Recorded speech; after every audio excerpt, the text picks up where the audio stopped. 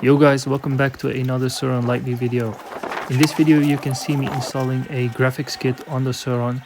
I actually got this graphics kit for under $100, so that was great. And for those who don't remember, this is what the Surron looked like before. It was completely black and completely stock. In some way it looked kind of clean, but I think with the graphics kit it looks a lot better. I will also try to see if I can put a link of this graphics kit in the description below. There are actually 3 different colors, I think, of this graphics kit. And yeah, it's very cheap, very high quality. So if you want to change the look of your Surron, make sure to get this graphics kit.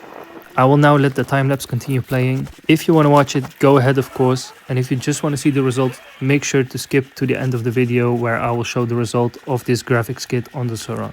Make sure to like this video and subscribe for more Surron content.